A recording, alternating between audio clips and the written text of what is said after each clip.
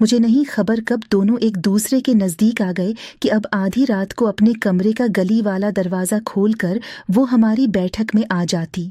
اس نے دستکاری اسکول بھی خیر بات کہہ دیا۔ اس کا کورس مکمل ہو گیا تھا۔ جس رات راہیلہ کو آنا ہوتا وہ شام کو ہی کھڑکی سے اشارہ کر دیتی تھی۔ ساحر بھائی کے امتحان ہو چکے تھے، رزلٹ آیا تو ان کو ملازمت مل گئی۔ شام کو دفتر سے لوٹے تو راہیلہ کو کھڑکی میں دیکھا۔ اس نے بھائی کو اشارہ کیا۔ اس کے پیچھے اس کی چچازاد کھڑکی میں کھڑی تھی، جس نے دونوں کو ایک دوسرے کو اشارہ کرتے دیکھ لیا۔ میں نے میکے جانا ترک کر دیا کیونکہ ساتھ ہی نصیر کا گھر تھا۔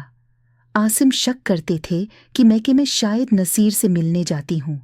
جب ایسی سوچ ان کو ستاتی تو بہانے بہانے سے جھگڑنے لگتے تھے۔ میں ایک بچی کی ماں بن چکی تھی۔ اس اہانت آمیز سلوک کو سہتے سہتے تھک گئی تھی۔ عاصم اپنی بچی کو بھی نہیں اٹھاتے تھے۔ یہ معصوم پھول بھی باپ کی شک و شبے بھری نگاہوں کی تپش سے مرجھا کر رہ گیا تھا۔ وہ اسے اٹھانا یا ہاتھ لگانا بھی گناہ سمجھتے تھے۔ وہ چاہتے ہوئے بھی اولاد کو محبت نہ دے سکے۔ اس عذاب ناک زندگی کو جب 5 برس گزر گئے تب ایک روز میں نے سوچا کہ ایسے جینے سے مرجانا اچھا ہے۔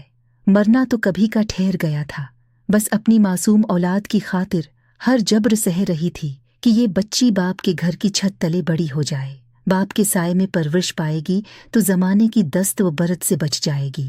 پر اس وقت اسے لگتا تھا کہ یہ سب میں اسے خود ہی جذباتی کر کہہ رہی ہیں۔ میں نے اس سے کہا، میرا سارا گھر سجا پڑا ہے، کل میری بارات ہے، میں کیسے اپنے خاندان کی عزت کو مٹی میں ملا کر تمہارے ساتھ بھاگ جاؤ؟ مجھے معاف کر دینا، مجھ سے یہ سب نہیں ہوگا۔ اب تو بہت دیر ہو چکی ہے، میں تمہارے آگے ہاتھ جوڑتی ہوں، تم پلیز یہاں سے چلے جاؤ۔